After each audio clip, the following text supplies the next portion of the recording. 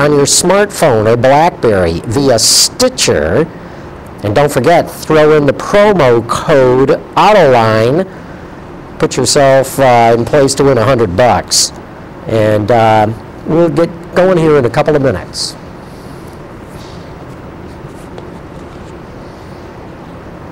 How you doing, Ike? He's guarding us.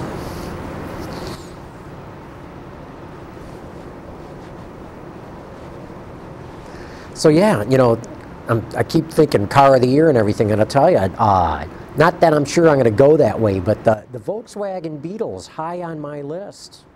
I see Automobile just released their All-Stars, and the A7 is their Automobile of the Year. I saw that, right. It's a worthy car to be there. I don't think the Fisker is the design of the year, but... That's what they chose, Fisker? Robert Cumberford, yeah. Huh. No, I wouldn't go with that either. No, not me.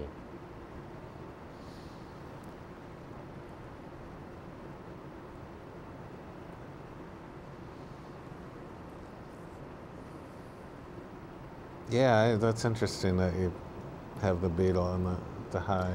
Yeah. It's a cool looking car. It's a different car. It is. It's not the thing that they had out before. It drives totally different.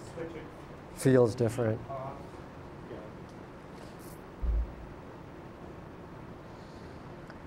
Oh, you just turn it down. Okay. And it'll go off. Is it coming out over that loud? Yeah, Seamus called me. Okay. Wow. Well, at least it'll be warm for a while.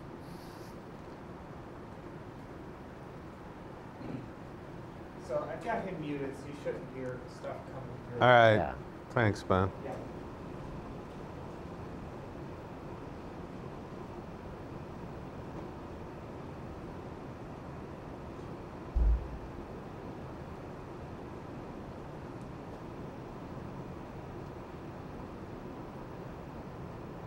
All right, guys, here we go. We can't hear you very loud. Yeah. Is that better? A little bit. Say some more. 1, 2, 3, 4, 5, 6. A little bit louder. 7, 8, 9, 10. Well, once the thing cuts off, yeah, it'll be fine. 1, 2, 3, 4, 5, 6. Yeah. Yeah, that should be good. All right, here we go. Okay, here we go. Autoline After Hours is brought to you by Bridgestone, your journey, our passion. Chevrolet, the all-new Chevrolet Cruze. Get used to more. And by Hyundai. Experience the 2011 Hyundai Sonata today at HyundaiSonata.com. Well, thanks for joining us again, folks, for Autoline After Hours. Peter, good having you here again, too. Johnny, the DC-3 just cut off. That's right. We had the furnace going full blast here. It's cold. Yeah. What the heck, man? It was Unfortunately, there was the first sighting of snow around here today. way up here up north. Hey, I've been dying to ask you. I don't know if you saw what we ran on Autoline Daily today of this Australian version of. Oh, that's hilarious. So we got to explain it in case anybody hadn't heard, because very well-known Chevrolet ad in the United States. Yeah, baseball, hot dogs, apple pie, and Chevrolet. Camel Ewald ad, right? Yeah, one of the most famous Chevrolet And campaigns. you know, every American who lived then will remember that tagline. It just And caught the on song, somehow. The song was key. Right. And so it turns out, thanks to Eric Trutko, you know, who we all know on the show here, sent me that link to that YouTube that the Aussies picked it up. Holden had. It's you know, I had heard of it before, but you know. Anyway, yeah, they translated it into football. Now they're talking about not soccer, and not American football, but Australian rules football. So they say we love football, meat pies, kangaroos, and Holden cars. So you had heard about this before? Yeah, yeah, yeah. But to see it, it's just like, Shocking. Wait, Ben, do we have that clip? Can we bring that up and play a bit? Australia, what's your favorite sport? Football. Snake? Pies. Animal? Kangaroos. And what's your favorite car, Australia? Holden. Let me see, that's football, meat pies, kangaroos, and Holden cars, huh? Right. Well, you sure sound like Australia to me. We are. Well, then you better tell me again, because I just might forget. We love football, meat pies, kangaroos, and Holden cars. Football, meat pies, kangaroos, and Holden cars. That's football, meat pies, kangaroos, and Holden cars. Football and meat pies, kangaroos, and Holden cars. I think you better tell me again. We love football, meat pies, kangaroos, and Just Holden like cars. the, In case you're wondering, this film is different brought to you lyrics, by but the football, same way meat that pies, they did it kangaroos, and in the Australia's US. own Right. with the announcer talking, what do we like? We like baseball. Yeah.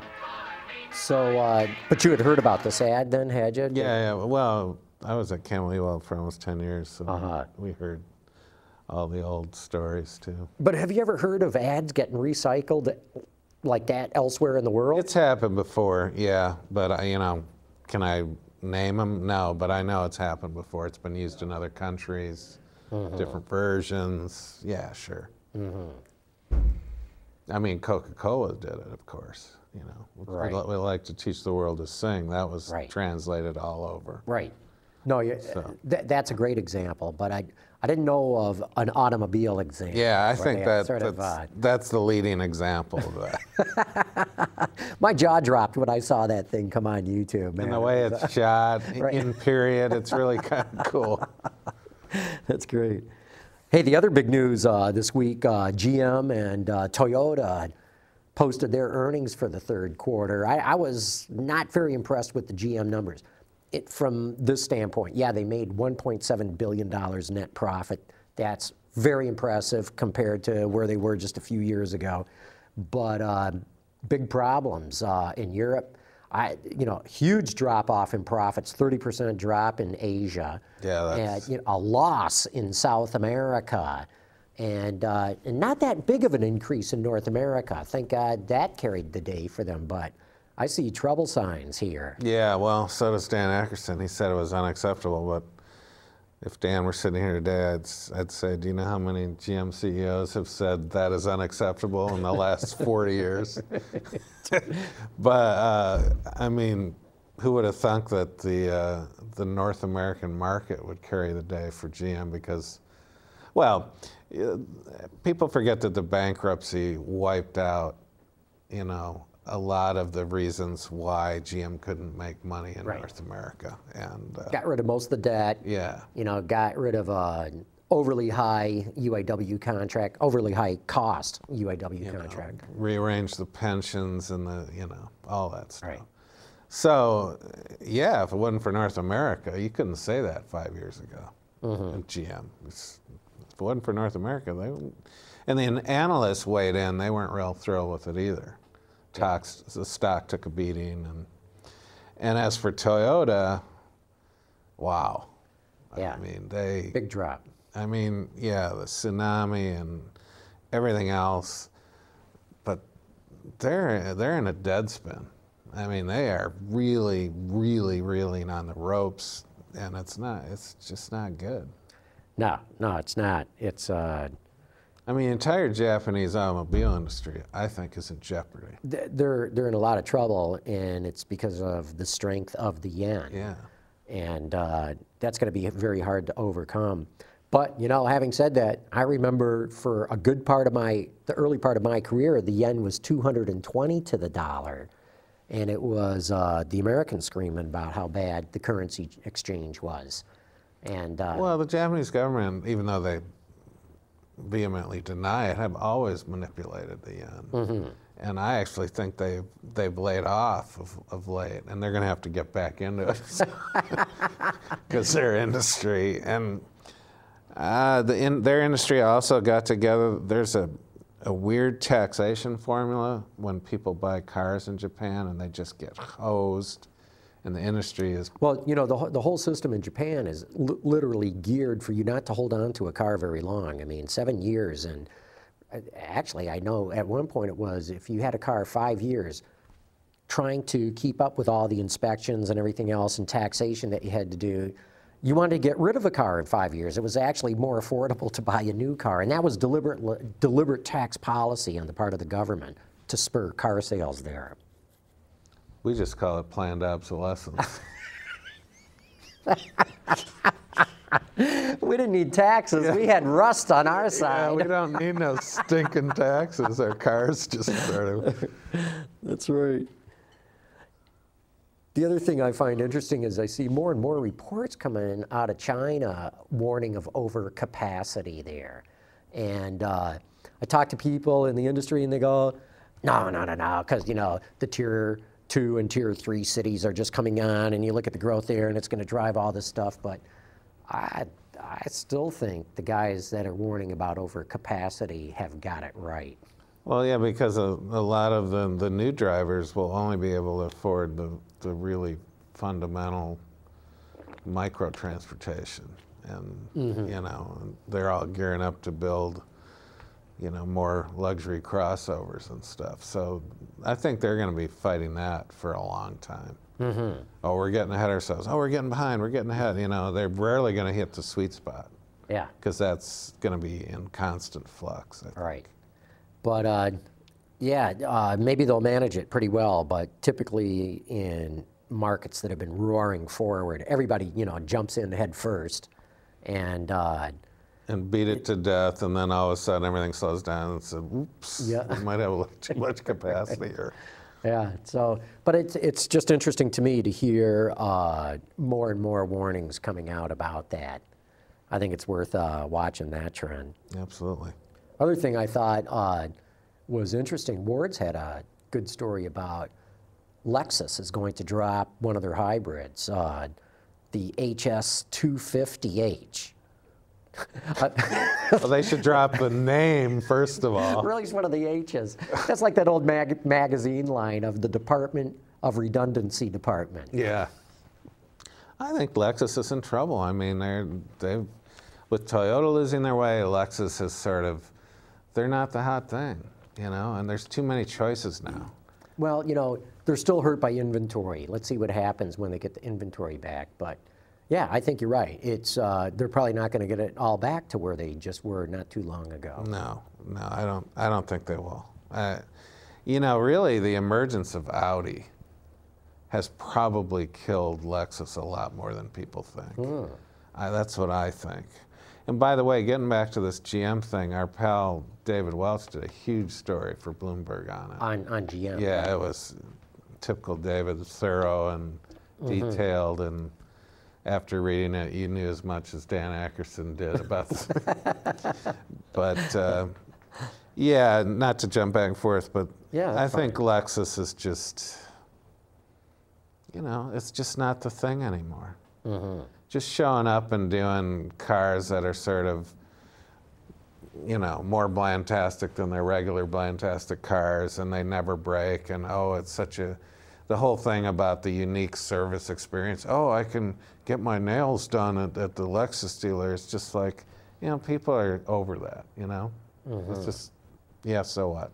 I just want my car to run. I want to drop it off when it's fixed. Please let me know. And more than that, I mean, I would say Audi's got more of a presence right now. Yeah, Audi's presence in the market is it's spectacular, really. It's amazing to see how it's really starting to catch on, and this is not an overnight thing. They've been working at it a long time, and that's why you've got to really admire VW AG for taking a real long-term look and spending the right kind of money to get it right. And now they're really reaping the rewards. They're making a lot of money off Audi. Yeah, well, and it's amazing, and we've talked about this, how much Volkswagen has been able to be successful at not only juggling all their divisional balls and keeping them in the air, but giving them real separation in the market. Right. And it's tough. Right. You know, it could go off the rails at any moment. But Right. right now it's... Well, you know, because they have a plan to be number one, and then that starts to become the driver. Are you hitting the target so we can hit our target, blah, blah, blah, blah, blah, rather than focus on the brands. I mean, I know they are brand focused, and they do a brilliant job of it, but, you know, Hell, may not matter at all. I think they're going to hit the goal this year. I mean, they're going to come awfully close to catching GM in vehicle sales, and they're already beating GM in revenue and profits. And at the end of the day, I think that's the better measure. Yeah, because they do tend to pour a lot into R&D. Yeah. So. Well, hey, let's take a break right here because, Ben, at this point, we'd like to thank our good friends at Bridgestone. Look at this. Bridgestone's using natural rubber, researching ways to enhance its quality and performance, and making their factories more environmentally friendly, producing products that save on fuel and emissions, and some that can be reused again, and promoting eco-friendly and safety driving campaigns. One team, one planet. Bridgestone. Well, what else, Peter? What else you been up to?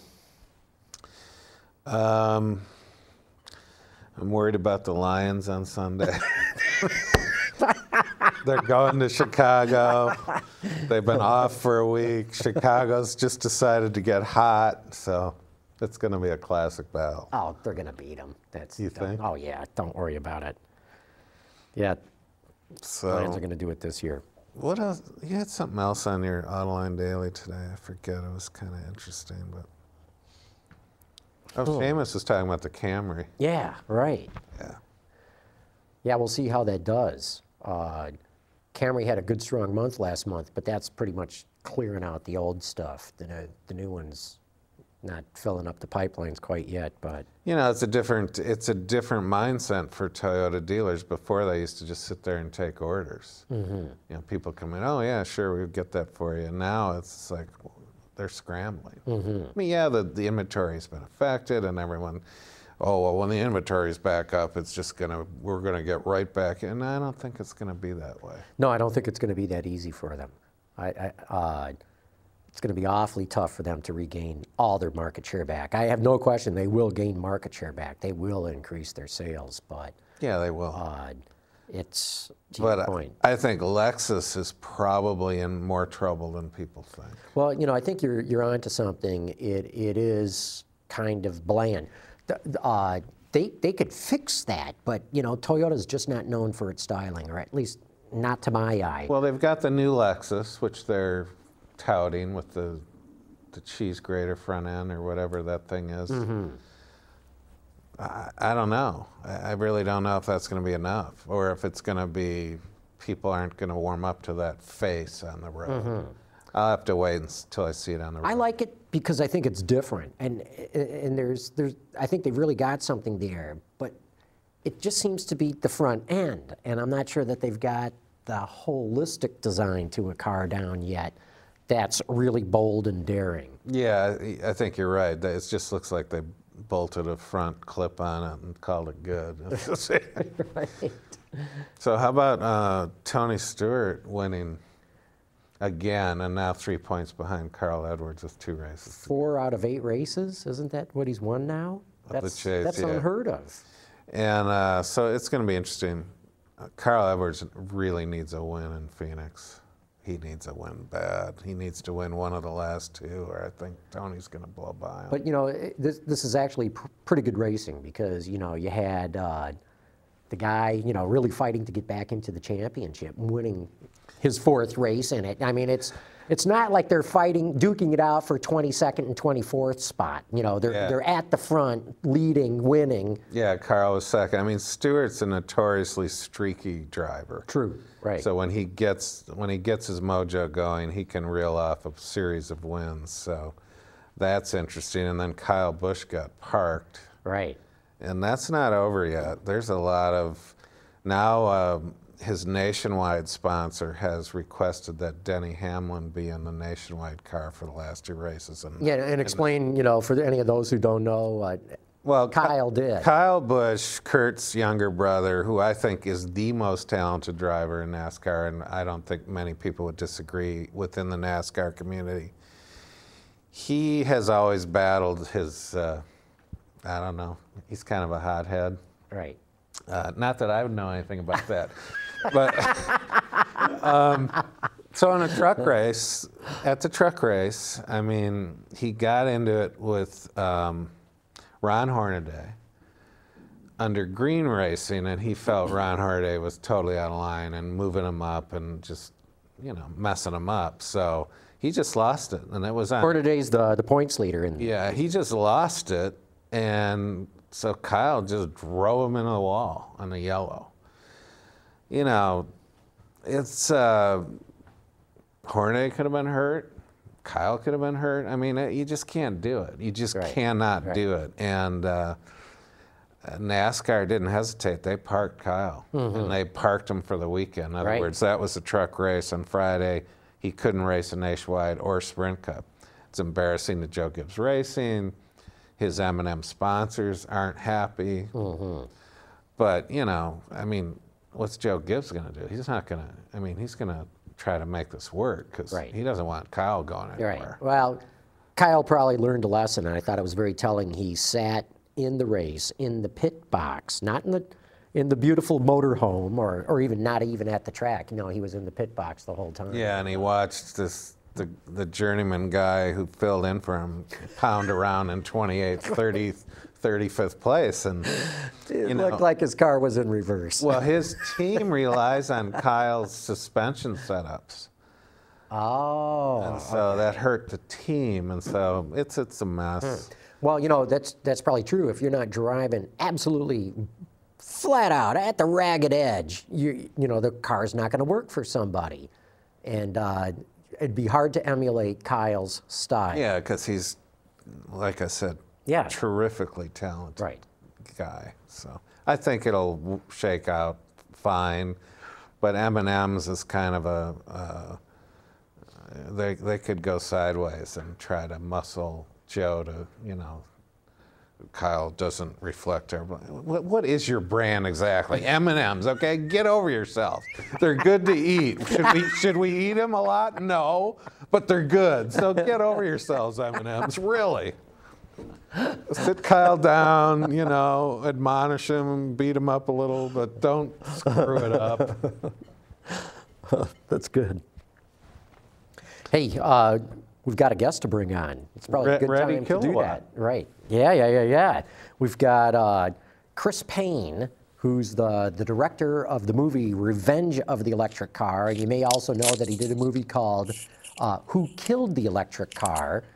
And we got a chance to talk with the man right now. Chris, can you hear me? Because we're Skyping him in for those who are just listening right now. But how are you, Chris?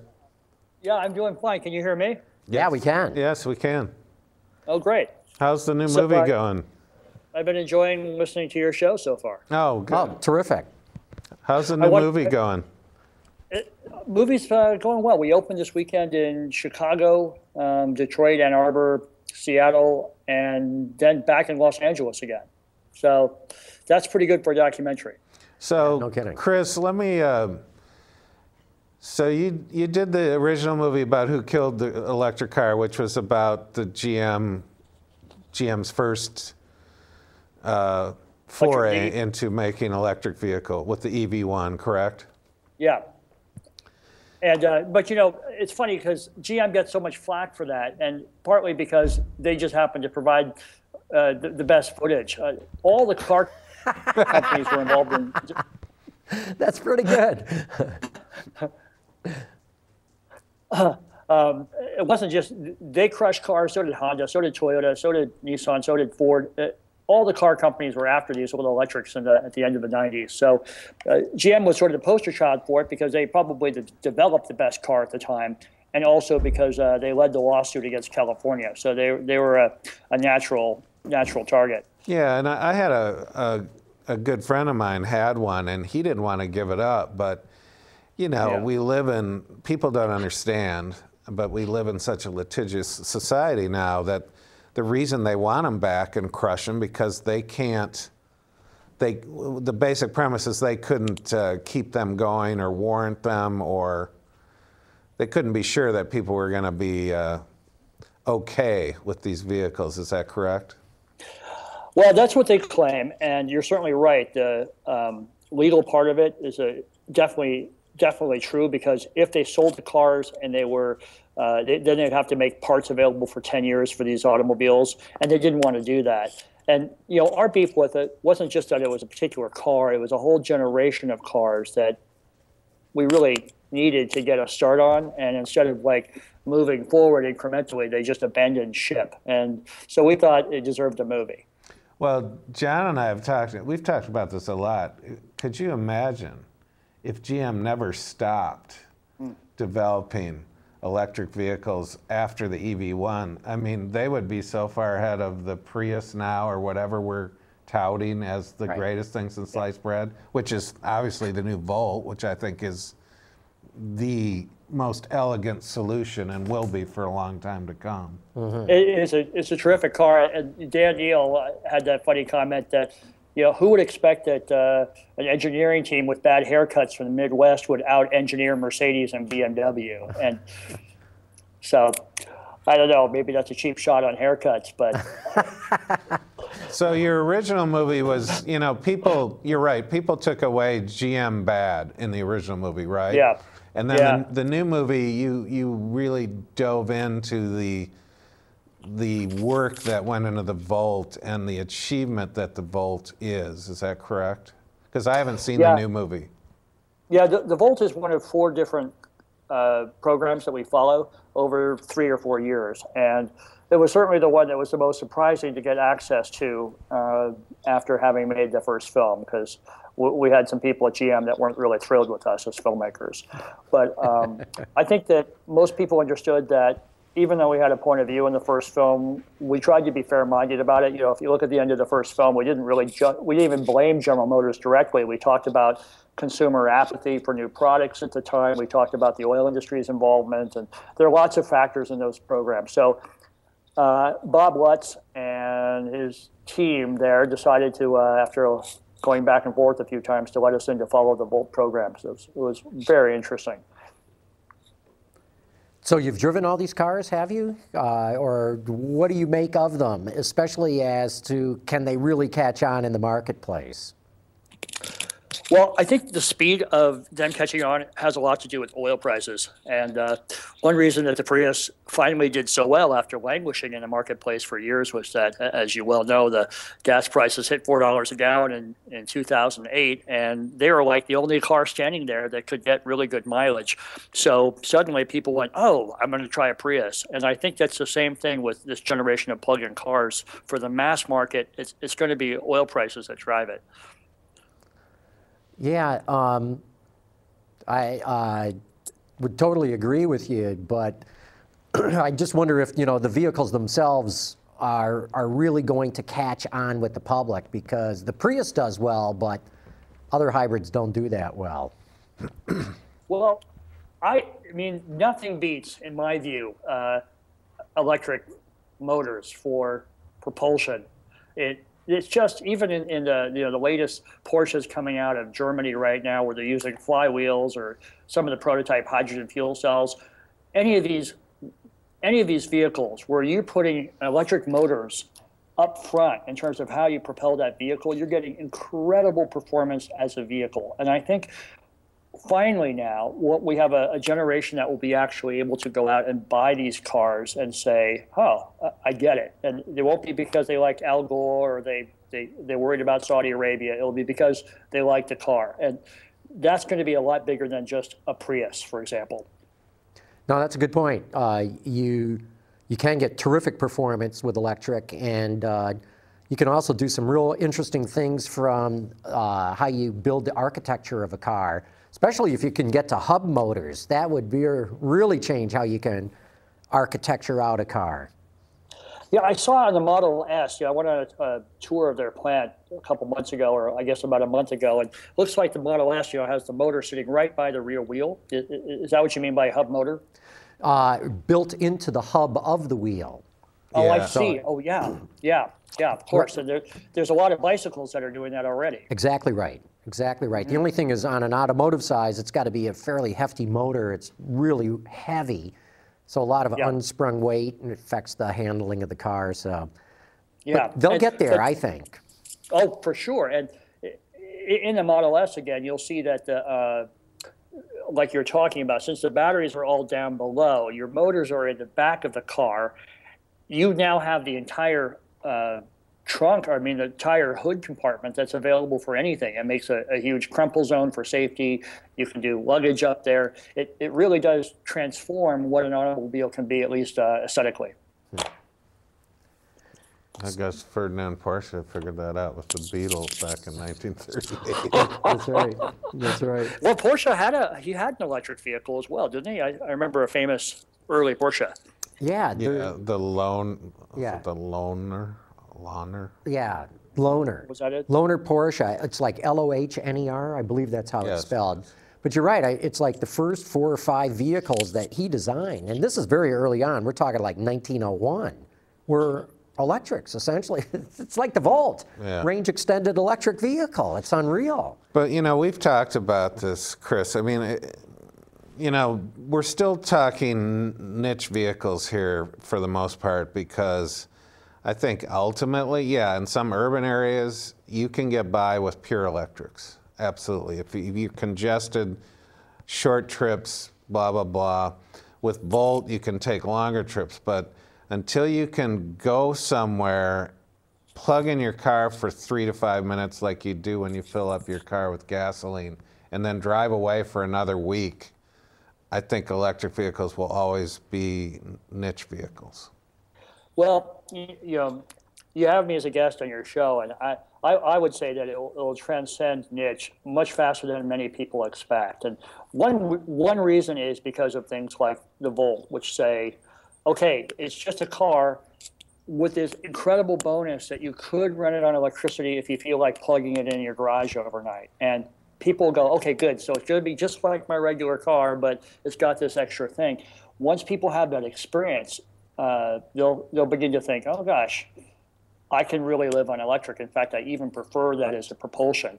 And plug-in options will become normal on cars like, 10 years down the road, like fuel injection or ABS. It will become, of course it's got a plug on it, because what if gas prices are $6 next week? I want to be able to plug it in at $1 a gallon. I get that. I'm just talking about because I love the Volt, and but I'm talking about the pure electrics, total pure electrics. Until people can go somewhere to a filling station, plug them in like they used to put gas in their car for 3 to 5 minutes and then drive away for a week. I think the pure electrics will always remain a niche. Well, here's another way to think about it. It's kind of a good discussion here. We've had such a monopoly of one kind of vehicle for 100 years, where the vehicle is something that goes 300 miles on it before fuelings, or it goes, 5 miles, whatever you want, just one vehicle. I think what's going to happen in the next 50 years is you're really going to have a potpourri of different kinds of vehicles. People will say, no, I'm going to have a rental. I'll have a gas car for big trips, or I'll rent one, or I'll car share with someone. But for my everyday car, I just want a little electric that's going to cost me less money, not going to be hard to fill it up, and I'm going to just zip around town. So these things will begin to come in the market. I think this is what Carlos Ghosn is betting on at Nissan, and begin to play a much bigger niche than we might think of when we hear the word niche. I think that could be like a 10% niche, a 15% niche, as people figure out what it is. Yeah, in given time, I don't think there's any question about it. It's a matter of how much you commit to believing it's going to happen in the next couple of years or in another decade or two. And, my analogy is to hybrid sales, and hybrids are 2% of the market right now. Can electrics really achieve a whole lot better than that? I think you raise a really good point. The driving experience in an electric is different, and I think it's kind of cool. But are there enough people who are looking for that in a car like me to take it above the kind of market share that hybrids now have? Mm-hmm. Well, and the fact is that most people haven't had a chance to even check that out for themselves. So this is why it's kind of an exciting moment right now, and why we sort of took the jocular name revenge of the electric car, because now, as of this year, and as more dealers get them, people will be able to go check these things out and go, oh, I get it, or I don't get it, or you know what, I might do this. And for so many years, electric cars have just been a theory that we could talk about on talk radio. Or I could say, oh, remember the good old days, there was an EV1. This is going to, the next 3 years is going to be this time of trying things out. Kind of like when the horseless carriage came out. People would say, are you sure it's just like a horse? Yes, it's a horseless carriage. It's just like a horse carriage, but it's just without the horse. And over time, it will sink in. Yeah, we'll see soon, because like you say, there's going to be a lot of electric cars coming out. I mean, even next year. We're going to see, over the next 4 or 5 years, we're going to see a flood of electric cars. Yeah, like let's talk about it. Audi has one, BMW's got that Active E coming on in sort of a limited way. Ford's got their Focus EV coming out this Christmas. I don't know how many they're making of that car, probably low production runs. But almost every car maker in the world is coming to market with something in the next year. Right. We need to take another commercial break. Yeah, we probably should. Okay. Yeah, let's do that. And hold on there a minute, Chris. We've got to take a commercial break here. And Ben, let's thank our friends at Chevrolet. Not only does the Chevrolet Cruze offer a ton of features, it features some of the best safety and maintenance in the business. The Cruze comes with rear park assist, which beeps if you're about to back into something. It has rollover mitigation, which means the car senses if it might roll over and applies the brakes to the outside front tire to bring the car back under control. And it has OnStar Vehicle Diagnostics, which sends you emails about the latest status of your car. And you can learn a lot more about it at Chevrolet.com/Cruze. Chris, let's go back to your movie a minute, but before we do that, Ben took a little part of the trailer to the movie that we want to run right now. Ben, let's run that clip. You know, until we see every car on the road being electric, we will not stop. Oh, Elon's going to lose his shirt. Elon's going to get crushed. God damn it, we got to get these cars out. Things keep coming along from people outside the car business, and they all fall on their butts. You didn't get the message. Give us the cars that we want. I got the flood of emails saying, you sold out to the oil companies and you've killed my grandchildren. I hope you rot in hell. They have based their whole company strategy on it. If it fails, there might not be a Nissan. You need to predict the future, prepare for it. If it happens, we'll be ready. So Chris, tell us a little bit about the premise of the movie. You're following 4 different people in it, or you take it from there. Well, we're following, yeah, exactly. We're following 4 different kinds of car industry archetypes, if you will, and really industry archetypes. Bob Lutz representing the old guard industry with a huge capitalization that's under a lot of stress. They go bankrupt during our film, as you know. Then we pick up with an outsider like Elon Musk, who made a fortune by selling PayPal to eBay, and he says Detroit will never figure this out. We've got to do it like we do it here in Silicon Valley, and he runs into a lot more trouble than I think he ever expected. And then Carlos Ghosn, who's half Lebanese, half Brazilian. He ran Michelin for a while. He's the co-CEO of both Renault and Nissan. And this guy is making a huge bet to try to leapfrog Toyota on with plug-in technology. So those are some pretty big archetypal industry players. We play their 3-year journey against a local guy. Actually, it's my next door neighbor who's doing electric vehicle conversions in his garage using existing cars. So we decided not to make an issue movie this time, to make a film about the kinds of people that make change possible and hopefully, you know, reach a larger audience than, you know, the typical political dialogue. Well, that's pretty cool. That's a great premise for the movie. Oh, well, so thanks. I hope you get to see it. So what did Dan? I know Dan Neal. What did he's got a quote? Didn't he make a quote in your movie about electric cars in general? And I don't recall what it was, but. Yeah, just, you know, up front, he says, and this is when we decided to use with it, Dan. He goes, you know, he's been driving cars all his life. He's a big petrol head. He loves gasoline horsepower. But he's made a decision that he'll never buy a gasoline-powered car again. The future is electric. And so for Dan to say that, I know he's, you know, inclined to, you know, big statements sometimes. But I think on another level, Dan's deeply impressed, and he sees that this is a really interesting future for everybody, not just folks in the political debate. Well, yeah, but I really, at the end of the day, I think that we will have a kaleidoscope of power, of propulsion going on in this country. We have to. There's no way we're going to see fully electric semi-tractor trailers running across the U.S. No, we're going to have a smorgasbord of propulsion choices, and among those will be pure electrics, hybrids, plug-in hybrids, internal combustion engines. It's just, we have to, that's the only thing that's going to really work for the vastness of what we're dealing with in the U.S. And I completely agree. I think Dan would completely agree with that statement. In fact, one of the things that Dan said that was kind of funny, he said, I think one of the reasons people don't like electric cars is that they perceive them as something that liberals will drive. And, and I don't care what it is, I just don't like it on principle. But if you think of it, the electric drive coming in all kinds of gas vehicles like the Volkswagen and really, to some extent, even the Synergy drive that Toyota's developed and all these things, it just becomes a bigger part of what the automobile is over time. And we don't necessarily need to be a purist on one side or the other to get the advantage of it. No, that's right. That's exactly right. And that's why I'm very skeptical as to how well electric cars are going to sell. But I think they're really cool. I mean, I like driving them. And I really like the idea of electric performance and what you can do with the car.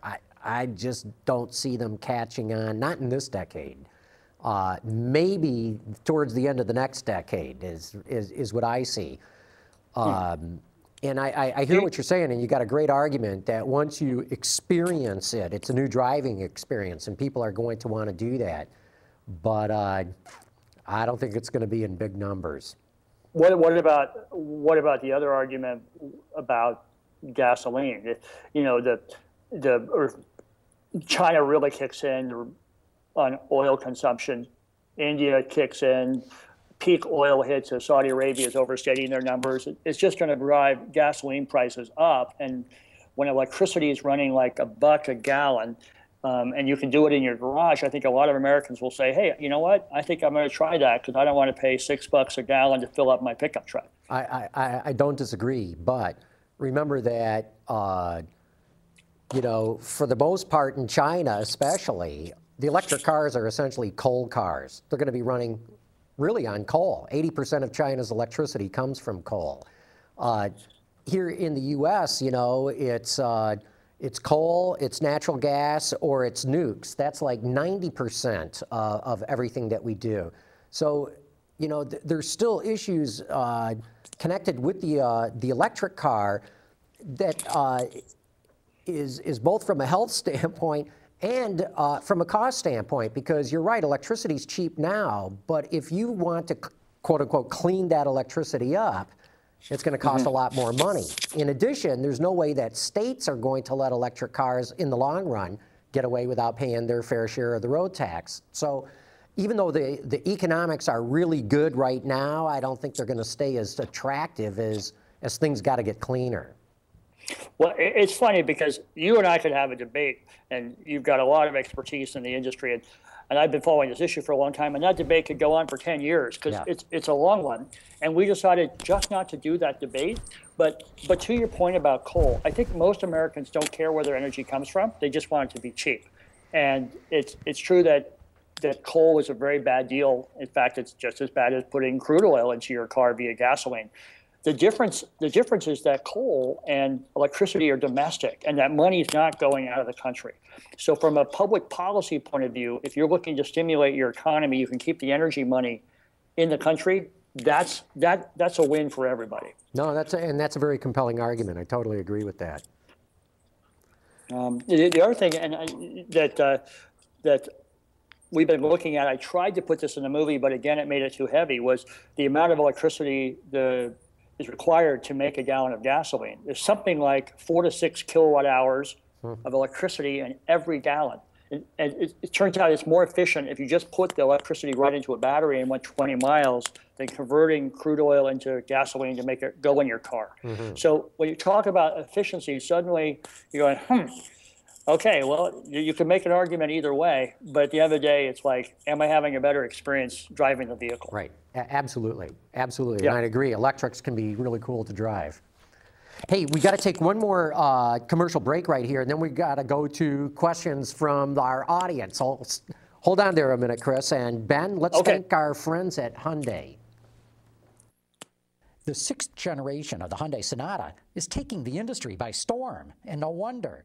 It offers a fluidic design theme that gives it a strikingly modern, coupe-like exterior design, and yet the interior provides the roominess of a full-size car as measured by the EPA. The Sonata also provides an eco-friendly interior with soy-based foam for the seats.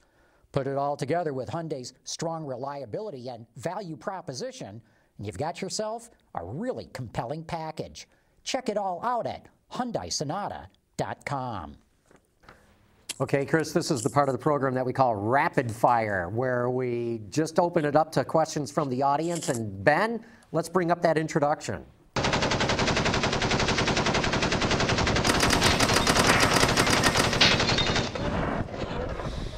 Okay, Chris, we've got a number of questions here for you. Dr. Botox wants to know, if the Volt is so great, how come it's not selling with $7,500 cash on the hood? Okay, well, the reason is that, you know, they've got a brand new vehicle that's not fully amortized like a gas car. So there's a lot of expense in getting car companies to try something different. So you definitely need to have some incentives to bring a new kind of technology to market. I think that's what the federal government was thinking on that rebate. Is that the question? Well, I would add to what you just said that, you know, so far they've only offered them in 7 states. Or something like that, I mean, and they've prohibited dealers from selling all the cars in inventory. They had to keep one demo model. They've just lifted that sort of thing. So, well, absolutely. You know, they're only making this car in Hamtramck, and you've got to train every mechanic and every GM dealership across the country to deal with these things. So you can't just like wave a magic wand and have them suddenly, you know, everywhere for all people. Yeah, I'm glad you said that, Chris, because aren't you in California? Yes, I am. And because the California politicians, they don't get any of that. You know what I'm saying? They don't understand, oh, we'll just snap our fingers and this will all be good. No. You know, you have to train technicians. You have to develop the technology. You have to prove the technology. You have to get dealerships up and running to sell the vehicles. Now, the first year with the Bolt, GM had an incredible lease on the vehicle, which was $350 a month. And people didn't realize it right then, but they should have jumped on. If they were thinking of a Volt, that's the time to get a Volt. Because now if you go into a dealer, it's a lot more money if you want to lease one. Yeah, and you know, the last part of that is that it takes people a little while to figure out if it's something they want to try themselves. You can't just expect a consumer to like instantly buy something that seems sort of new. You got to give everybody some time. Yeah. Yeah, I know, I agree. Do not judge how well the Leaf or the Volt are selling until about year 3 or 4. You know, they're ramping up very slowly. They're not available, but in very limited areas. So you can't judge it based on what's happened so far.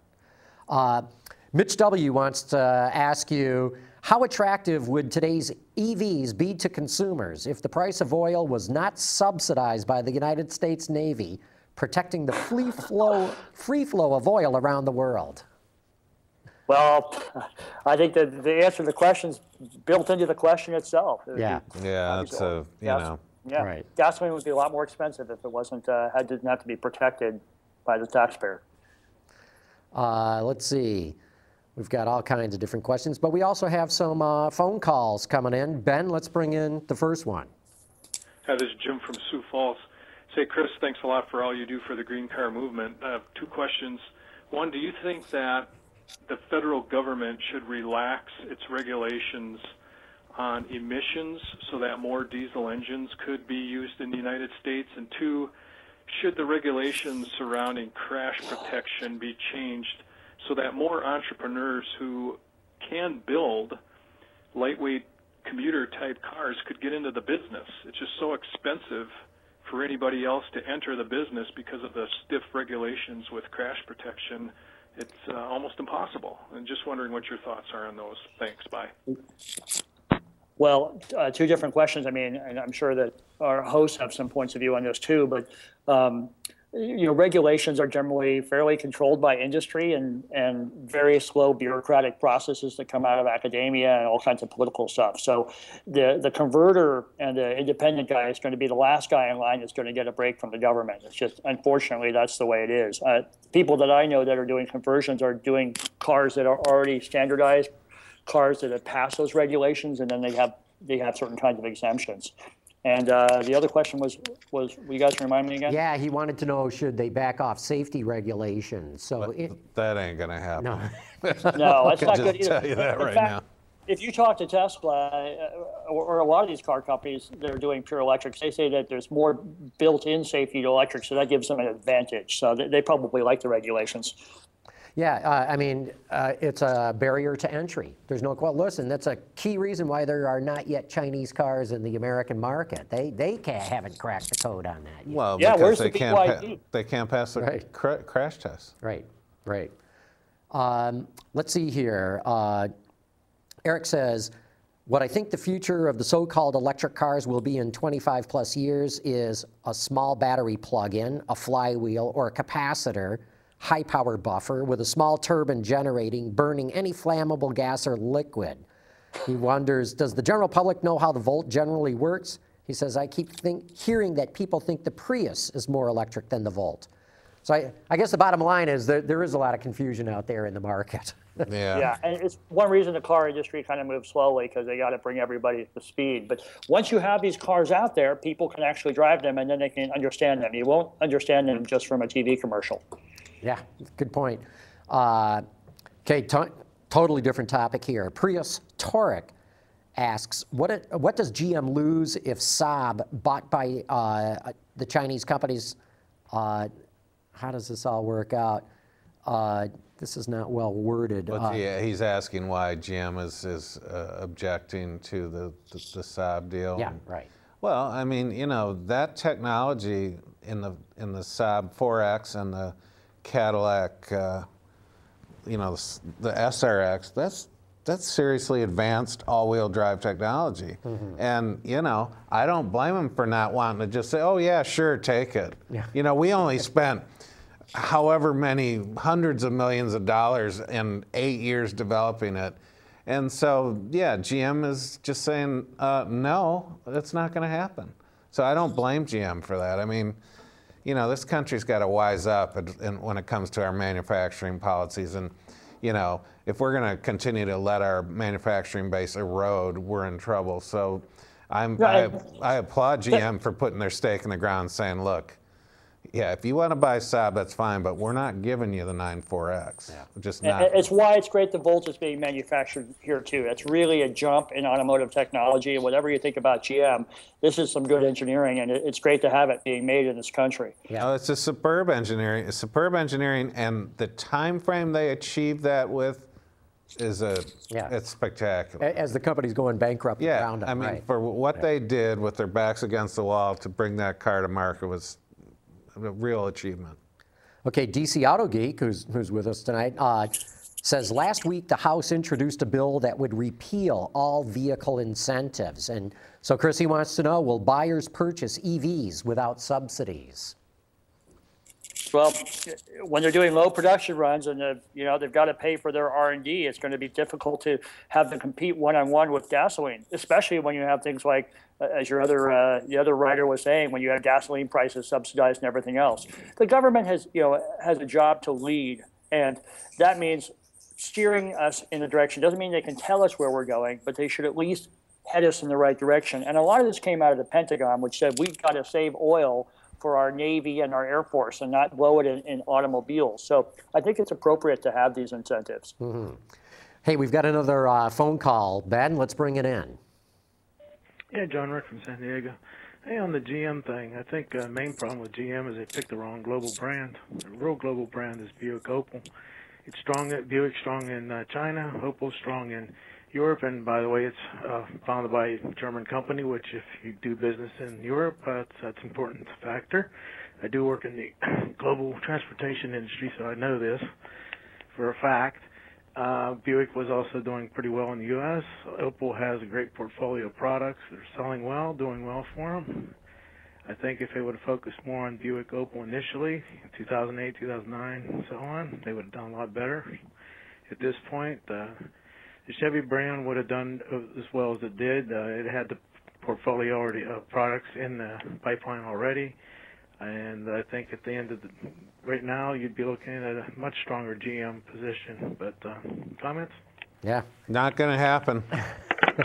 They're all in on Chevrolet and Cadillac. Right. And, you know, Buick exists because of China and Opel's there, but they're hell-bent on turning Chevrolet into a global brand. That's it. And No. Cadillac. Cadillac Right. needs to be a global brand, too. So. What was on that report you guys were talking about earlier about GM? The reporter did. You mentioned it earlier in the show before I was on. Like about their earnings? I know we talked about that earlier. Or what some comprehensive report. Oh, David that was Welch. done. Oh, yeah. Who's a buddy of ours, has been on the show a bunch. Reporter at Bloomberg, who just did an extensive just did an extensive article on General Motors analysis of why GM is in precarious position, why they're underperforming.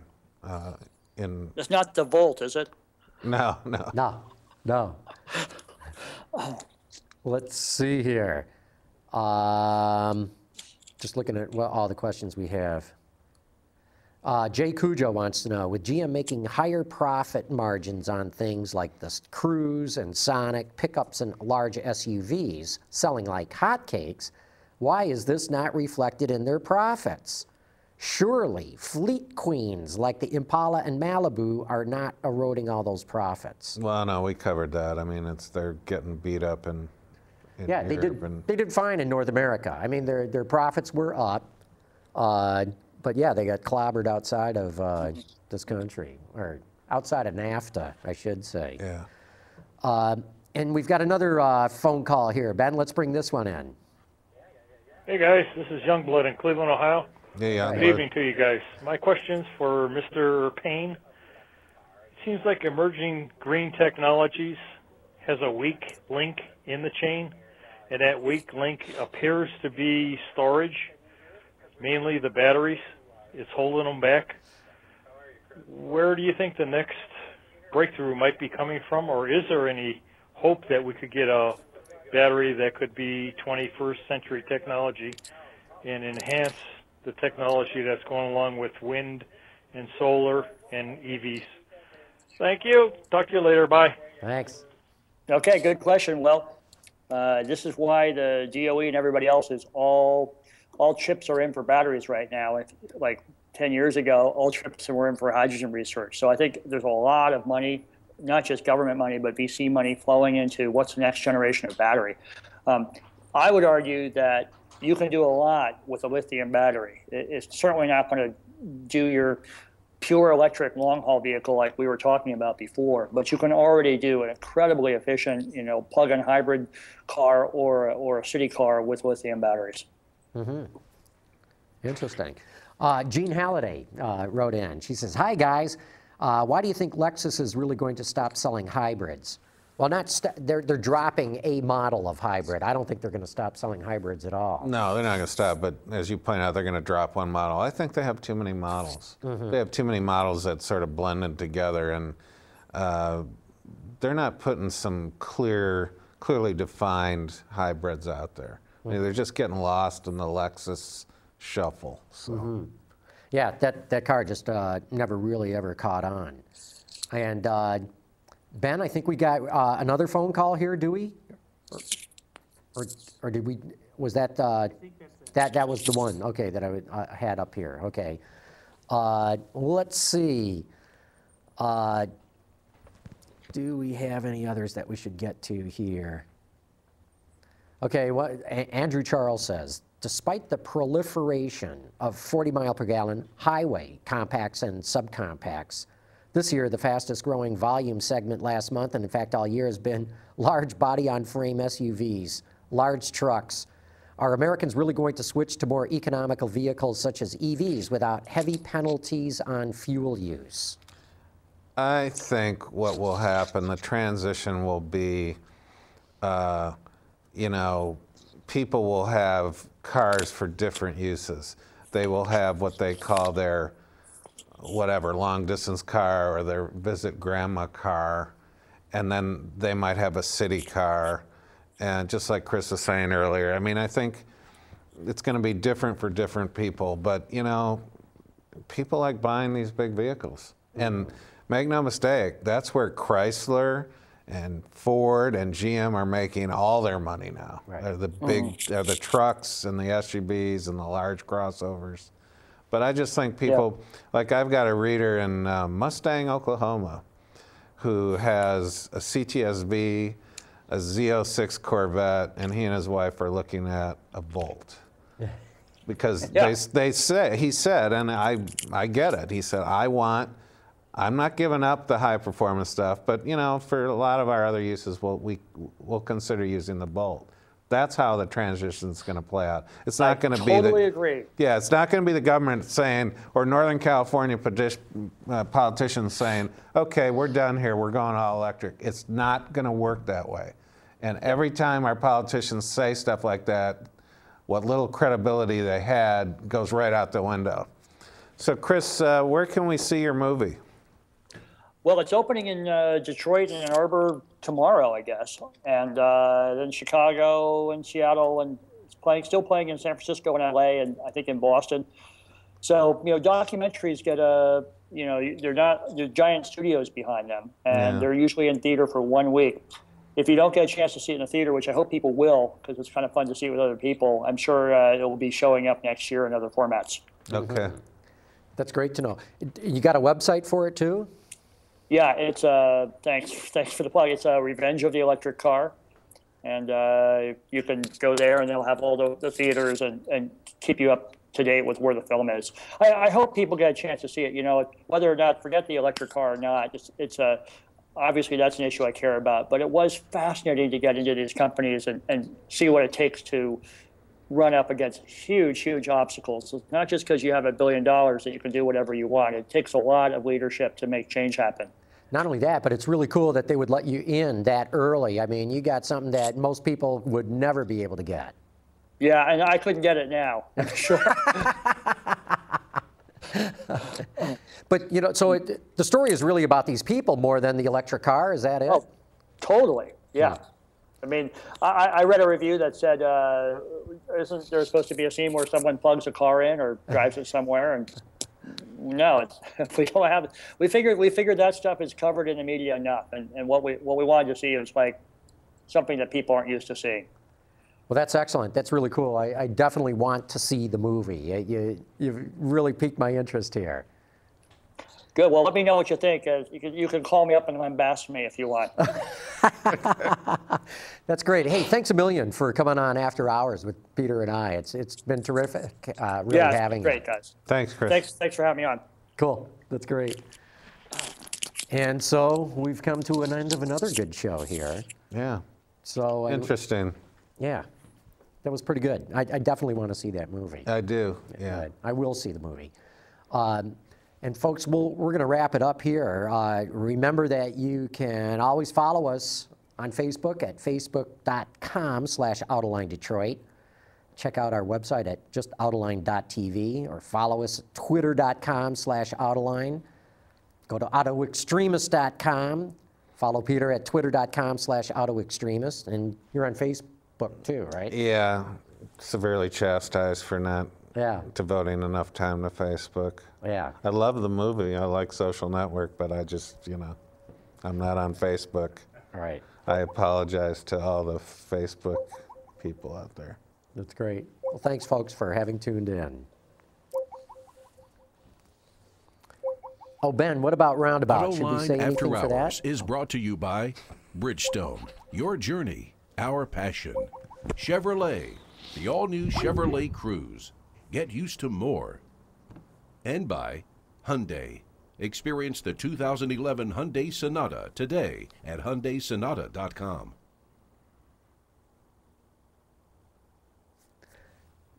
Ben, before everybody splits, should we say anything about Roundabout? Yeah. We will be doing Roundabout tomorrow at 6:30. Josh Lewis and Stephen Ewing are our guests. Cool. Good. Okie dokie. Ike says he's ready to go.